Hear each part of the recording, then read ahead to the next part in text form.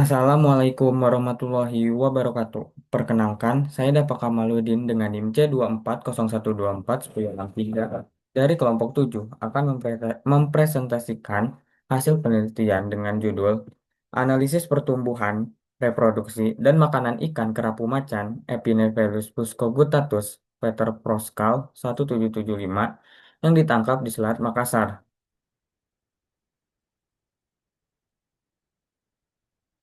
Kerapu macan merupakan komoditas bernilai ekonomi tinggi dan banyak ditangkap di Selat Makassar. Namun, tingkat pemanfaatan yang tinggi dapat mempengaruhi struktur populasi, reproduksi, dan ketersediaan makanannya. Oleh karena itu, penting dilakukan analisis biologi perikanan meliputi pertumbuhan, reproduksi, dan kebiasaan makan untuk mendukung pengelolaan yang lebih berkelanjutan. Penelitian dilakukan pada tanggal 30 Agustus 2025 hingga 15 November 2025 di Laboratorium Biologi Perikanan dan Ruang Kelas MSPI, Departemen Manajemen Sumber Daya Perairan, Fakultas Perikanan dan Ilmu Kelautan IPB University. Alat dan bahan yang digunakan adalah sebagai berikut.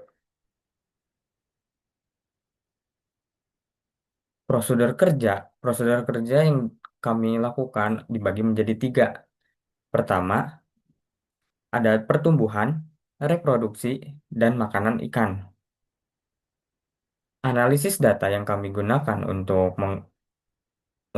analisis ini ada dibagi menjadi tiga, yaitu pertumbuhan, reproduksi, dan makanan ikan. Di pertumbuhan meliputi distribusi frekuensi panjang, hubungan panjang bobot, dan faktor kondisi. Di reproduksi ada nisbah kelamin, indeks kematangan gonad, tingkat kematangan gonad, fekunditas, dan diameter telur. Makanan ikan ada indeks of preponderance, luas relung, tumpang tindih, hubungan volume panjang, dan panjang usus relatif. Hasil dan pembahasan hasil dan pembahasan pertama ada pertumbuhan. Distribusi frekuensi panjang menunjukkan bahwa kelas panjang paling tinggi berada pada selang 210 hingga 220 mm. Hal ini menandakan bahwa populasi kerapu macan yang tertangkap didominasi oleh ukuran menengah. Selanjutnya ada hubungan panjang bobot. Ikan kerapu macan yang diamati memiliki panjang yang berkisar pada 150 hingga 250 mm dengan bobot 100 hingga 180 gram. Hasil analisis HPB menunjukkan pola alometrik negatif. Artinya, pertumbuhan pola pola alometrik negatif. Artinya, pertumbuhan panjang lebih cepat daripada bobot. Selanjutnya ada faktor kondisi. Nilai faktor kondisi tertinggi tercatat pada bulan Mei. Ini menunjukkan bahwa kondisi fisiologis ikan pada bulan tersebut pada bulan tersebut berada pada kondisi terbaik, kemungkinan terkait dengan ketersediaan makanan atau fase reproduksi.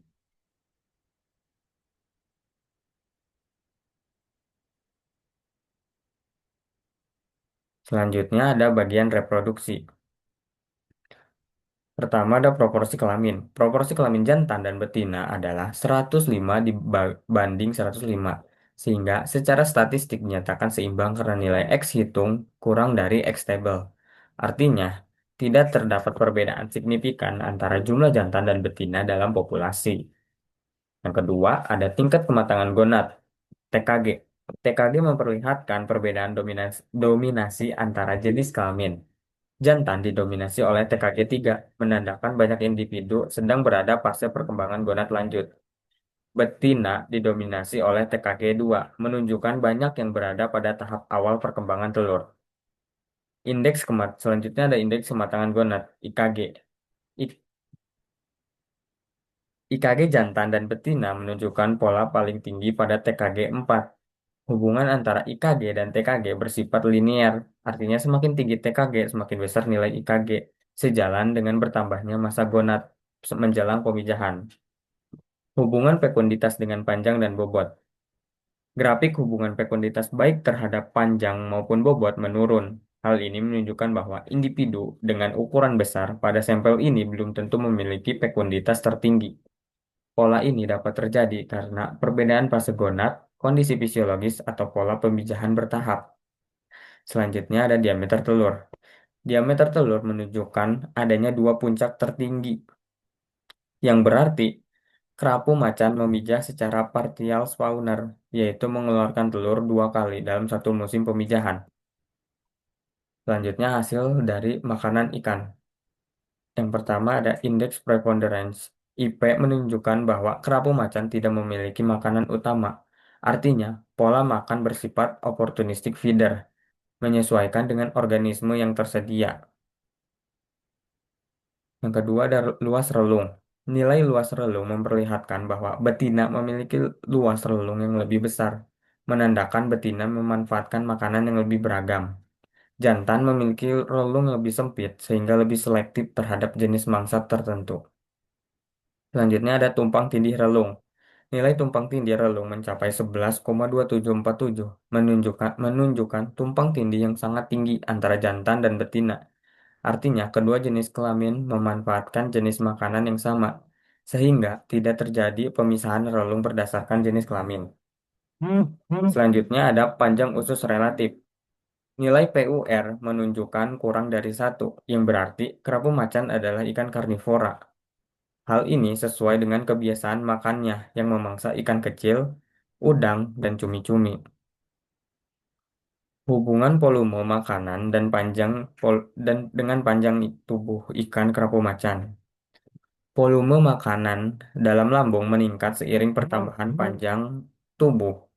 Artinya, ikan yang lebih besar mengonsumsi makanan yang lebih banyak karena kebutuhan energi yang meningkat. Selanjutnya ada Index of Stomach atau ISC. Nilai ISC relatif stabil antar bulan, menunjukkan bahwa tingkat aktivitas makan kerapu macan tidak mengalami fluktuasi ekstrim. Stabilitas ini menggambarkan bahwa sumber makanan tersedia secara konsisten selama periode penelitian.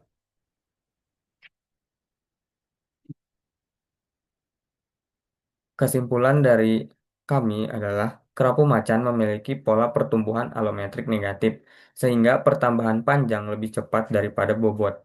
Faktor kondisi dengan nilai tertinggi ada pada bulan Mei dengan nilai mendekati 2, di mana sebelumnya pada bulan Maret menunjukkan nilai FK sebesar 1,6, menandakan kondisi fisiologis yang membaik. Sementara itu, variasi TKG, IKG, dan diameter telur menunjukkan tahap perkembangan gonad yang berbeda dalam populasi. Relung makanan bersifat sempit, dengan tumpang tindih tinggi antara jantan dan betina. Nilai RGL yang rendah mengindikasikan sifat karnivora. Sarannya, perlu dilakukan pengambilan sampel dengan rentang ukuran dan umur yang lebih beragam. Diperlukan penentuan umur ikan yang lebih tepat. Disarankan untuk menganalisis kondisi lingkungan perairan. Pengelolaan penangkapan sebaiknya lebih selektif.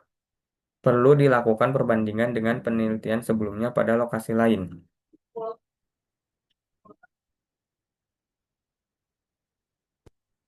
Sekian hasil analisis data, hasil analisis dari kelompok kami.